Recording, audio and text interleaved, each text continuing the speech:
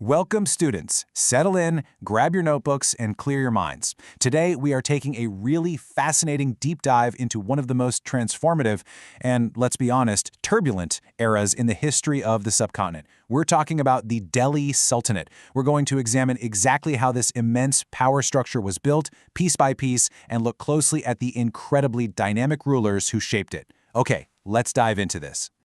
Here is our syllabus for today. We're covering 5 key chapters: the foundation, Iltutmish and diplomacy, Razia and Balban, Alauddin's empire, and finally, Khilji's market reforms.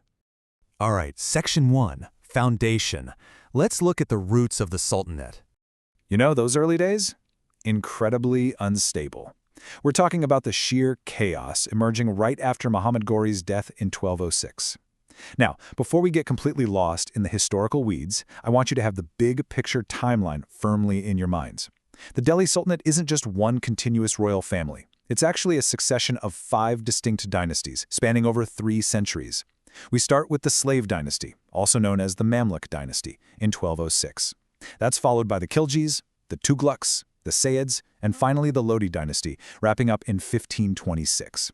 For today's class, we're going to zoom right in on the gripping details of the first 2, the Mamluk and Khilji eras. Just imagine the sheer geographical scale here. We're talking about a massive domain spreading all the way across the northern plains, consolidating tight control over absolutely crucial rivers and trade routes. It was, frankly, an aggressive land grab by rulers who originally came over as military commanders and, quite literally, slaves. So, how exactly does a brand new empire stamp its enduring authority on newly acquired land? Architecture. And you don't get much more iconic than the magnificent Qutub Minar. But here's the thing, it wasn't built overnight, and it definitely wasn't a solo project. Qutbuddin Aibak basically just laid the foundation, the basement. Then Iltutmish came along and stacked 3 more stories on top. Decades later, Firoz Shah Tughlaq steps in, repairs it, and crowns it with the topmost floor. It's literally a layered, stone testament to the continuity and evolving power of the Sultanate itself. Moving on to Section 2, Iltutmish and diplomacy, securing the borders. Okay, settle down, class, and think about this for a second. I have a question for you. How in the world did Iltutmish save Delhi from the absolute wrath of Genghis Khan? I mean, really think critically about this. The Mongols were sweeping across Asia, obliterating everything in their path. It was a terrifying, existential threat staring them down right at the Indus River. So how does a newly established sultanate even survive that? Well, the secret weapon was masterful diplomacy. Genghis Khan had just completely crushed the Khwarezmian Empire in 1215. The defeated ruler Jalaluddin Ming fled towards the Punjab and basically begged Iltutmish for asylum and a military alliance. But Iltutmish, he was sharp. He knew that taking in Genghis Khan's enemy would just invite the full terrifying fury of the Mongol hordes straight into Delhi. So with perfect diplomatic tact, he politely said no, claiming the local climate just wouldn't suit the prince. By refusing to be provoked into an alliance, he completely dodged a catastrophic Mongol invasion. Now, beyond clever diplomacy, a ruler absolutely needs a functioning economy. Welcome to our quick museum show and tell. Look at these artifacts, the silver Tanka and the copper Jital, introduced by Iltutmish. And this brilliantly illustrates his deep understanding of statecraft. He wasn't just making trade easier by standardizing the currency. Oh no, he was putting a physical, daily reminder of the Sultan's absolute authority right into the pockets of every single merchant, soldier, and citizen. He also completely revamped the administration by introducing the Iqta system. Pay close attention here, students, because this is vital. Instead of draining his royal treasury dry by paying huge cash salaries, Iltutmish gave his military officers, the Iqtidars, grants of land. They'd collect revenue from that land to fund themselves and their troops.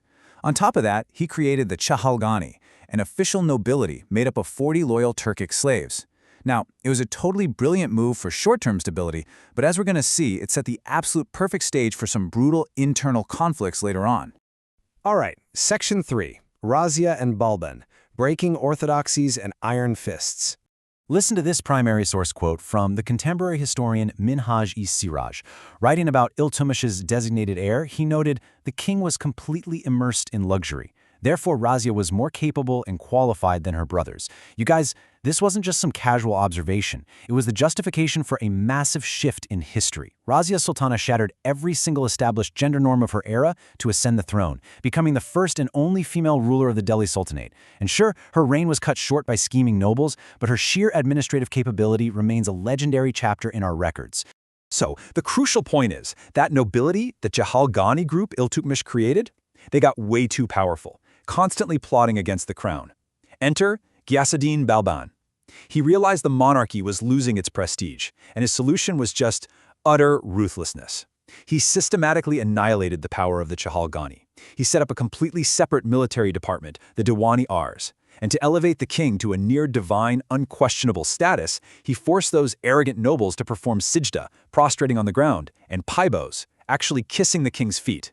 He famously executed a strict blood and iron policy to crush rebellions. The message was crystal clear. The Sultan's authority is absolute. Section 4. Alauddin's Empire, Expansion and Supremacy. Alauddin Khilji's military campaigns literally redrew the map of the subcontinent. In 1298, he swallowed up the incredibly wealthy region of Gujarat. Then he captured the supposedly impregnable forts of Ranthambore in 1301 and Mewar's capital, Chittor, in 1303. But the truly fascinating part here is his massive push into the Deep South, the famous Deccan campaigns. And get this, Alauddin didn't even lead them himself. He sent his brilliant and formidable general Malik Kafur. Kafur was actually known as Hazar Dinari because he was famously bought in a Gujarat slave market for 1,000 dinars. Kafur plundered Devagiri, Warangal, and went all the way south to Madurai, pouring absolutely unimaginable amounts of wealth back into the Delhi treasury. Finally, Section 5. Khilji's Market Reforms. Let's look at the economics of power. Now, I want you to ask yourselves, how on earth do you sustain an empire that huge and fund non-stop warfare? The answer is insane levels of micromanagement. First, Alauddin drastically overhauled the military administration to stamp out corruption. Step 1. Dog, the strict branding of horses. This stopped corrupt officers from swapping out prime imperial war horses for inferior ones. Step 2. Chera. He created a descriptive role, basically a visual ID card for every single soldier. Step 3. He totally scrapped those old Iqta land grants and started paying his troops directly in cash. But here's the catch. To keep a massive standing army purely on cash, you need an immense amount of money. So where does all that wealth come from? Extreme taxation. Alauddin introduced new, extremely heavy taxes. Garai was a tax on your house. Charai was a tax on pastures for your cattle. But the absolute most crushing one was Kharaj. He demanded a staggering 50% of the agricultural produce as land tax. Half. By squeezing the maximum possible revenue directly from both the wealthy elites and the rural peasants, he effectively bankrupted any potential rebels and funneled all that wealth directly into the Sultanate's absolute supremacy. But wait, here is the economic puzzle. If you pay your massive army a fixed cash salary, inflation is just going to render that pay completely useless, right? His solution was draconian but absolute genius. He strictly segregated the markets in Delhi into 3 distinct sectors, one exclusively for food grains, one for costly clothes called the Sari Adal, and a third just for horses, slaves, and cattle. And he violently controlled the prices of every single commodity in these markets. Government officials were everywhere, strictly monitoring weights and measures. If a merchant was caught cheating, the punishment was severe. This physical segregation and intense price control allowed Alauddin to completely master inflation. His massive army survived on low pay, and his grip on the realm became totally unbreakable.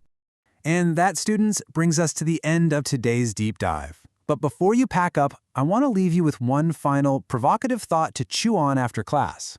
Did the absolute power, the heavy taxation, and the strict blood and iron policies of these Sultanate rulers actually forge a stronger, more unified subcontinent that could withstand foreign invasions? Or did they, through their sheer harshness and extraction, inevitably plant deep seeds for future rebellions?